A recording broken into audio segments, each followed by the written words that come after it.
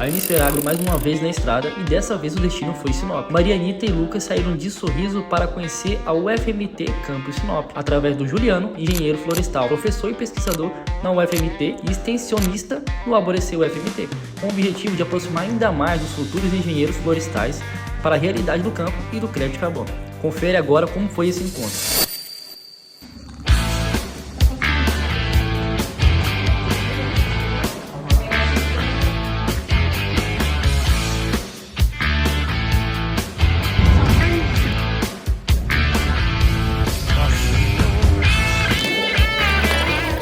Fala pessoal, chegamos aqui na UFMT de Sinop. Hoje a gente vai conversar aqui com o coordenador do curso de Engenharia Florestal para a gente estar buscando alguns alunos aí, alguns candidatos para nossa vaga de engenharia, para estar compondo o nosso time de campo e a gente está crescendo cada vez mais aí na parte dos inventários florestais de projetos de crédito de carbono. Vamos nessa!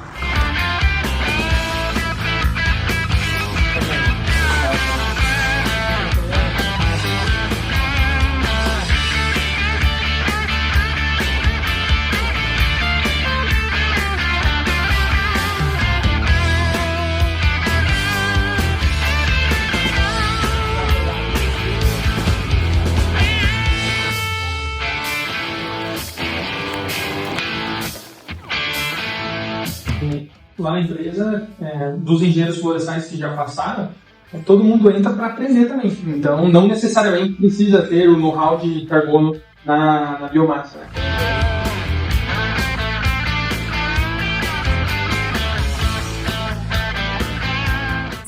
A gente é de Sorriso, né? A gente tem a sede física ali. E hoje a gente está com bastante demanda para essa parte do RED, né, que é o projeto certificadora Vera, e a parte de carbono na biomassa. Então... Vocês vão trabalhar com nativa? Sim, a gente está com inventário rolando agora em Vera, Filho Natal, depois tem Alta Floresta, Paranaíta, Marcelândia, Aripuanã, então bastante demanda de campo agora, né? E a gente tem os difíceis de achar ali os mateiros, né? Já tem a equipe formada, mas a gente quer trazer os futuros alunos ali para acompanhar e...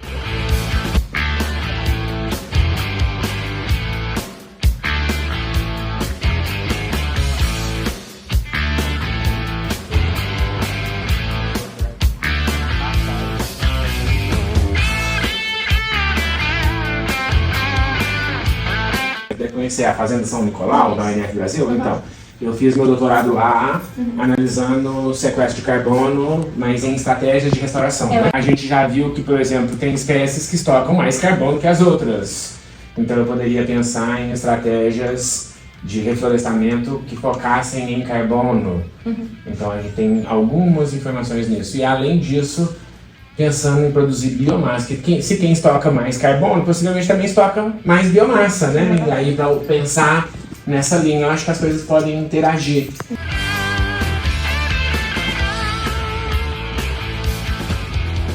E como vocês avaliam que, por exemplo, nessas paisagens rurais mato-grossenses, especialmente aqui no centro-norte, a gente tem muitas áreas com florestas secundárias.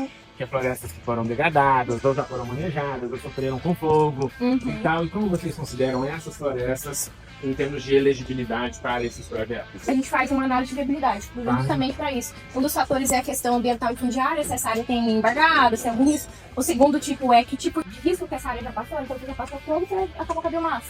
Quanto você afetou a biomassa em cima disso. E o outro fator que a gente analisa dentro da certificadora, ela disponibiliza um mapa de risco, que nele apresenta qual que é o risco daquela área ser degradada ou suprimida nos próximos anos com base no contexto regional. Então, até te mostrar uma análise aqui.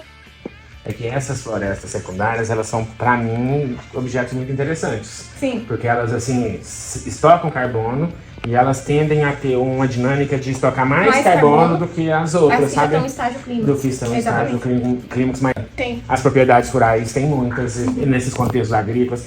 Muitas vezes o cara nem usou nada dali, mas acabou entrando um fogo, esse negócio do fogo acontece comumente, sabe? Aí é muito mais de ver como que esse proprietário ele tá preservando essa área apesar dessa situação para ela ter um aporte de carbono nos próximos anos.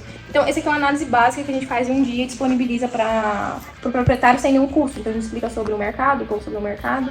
Aqui a gente mostra a análise de uso restrito dessa propriedade. Está em cima de assentamento, área quilombola, área indígena, unidade de conservação, área embargada. Então, o nosso posicionamento de empresa é trabalhar com proprietários privados. Então, a gente não desenvolve esse tipo de projeto em cima de comunidades tradicionais. É um tipo de projeto diferente. A gente entende todo o nicho que você tem que ter, né, para desenvolver isso. Aí aqui a gente tem a alteração de cobertura no solo. Então, se passou corte raso, se foi um corte desordenado, se tem cicatriz de queimada, que passou em cima daquela área e afetou de alguma forma.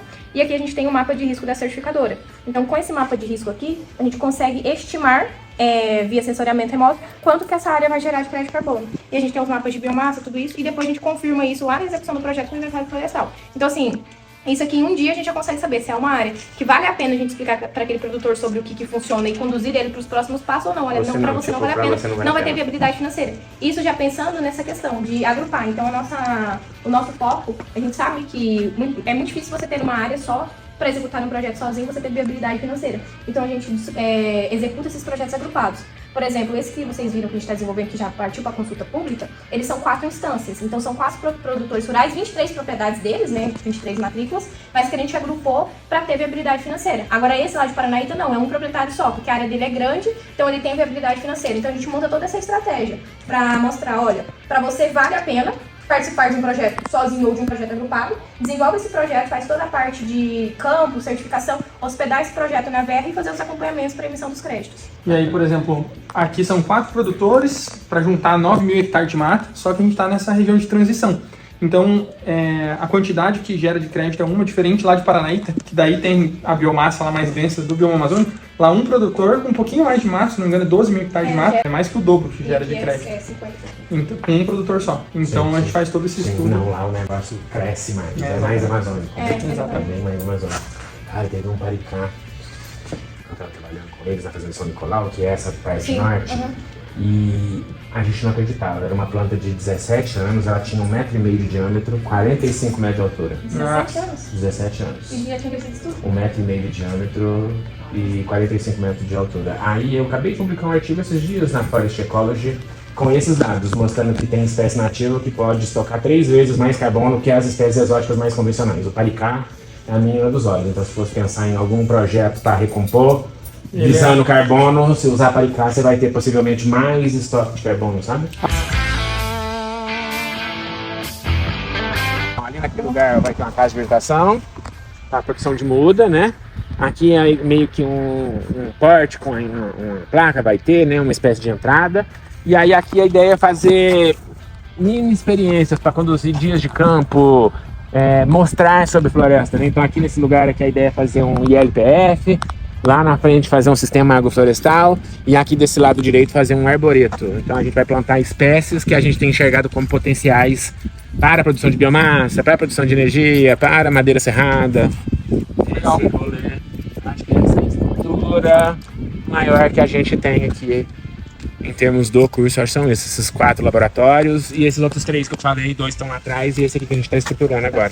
A gente não ocupar tempo, você não precisa ir lá na matinha, mas só para entender os 22 hectares é anexo aqui ao campus. Tudo parte do campus, é uma reserva de dentro do campo. Ah, legal. Bom, eu fico grato. Bom, obrigado. Valeu, grato. Pessoal, então estamos encerrando aqui o nosso dia de visitas à UFMT de Sinop. Então a gente saiu de Sorriso hoje lá do escritório, veio aqui, cidade vizinha.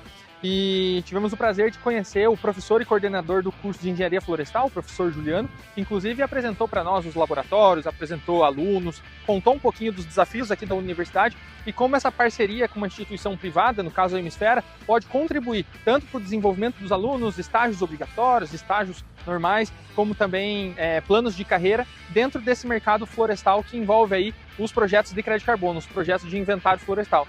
Então, plantamos uma semente aqui hoje, agora em parceria com o professor Juliano, várias iniciativas, vários desafios novos aí para a gente, junto com a universidade, tá desenvolvendo e está trazendo frutos aí, tanto para alunos, com oportunidades que a gente tem para a Hemisfera, como também para a própria Hemisfera e para os nossos clientes aí de projetos de crédito de carbono. Então, acompanhem aí os trabalhos dessa parceria Hemisfera com a UFMT de Sinop.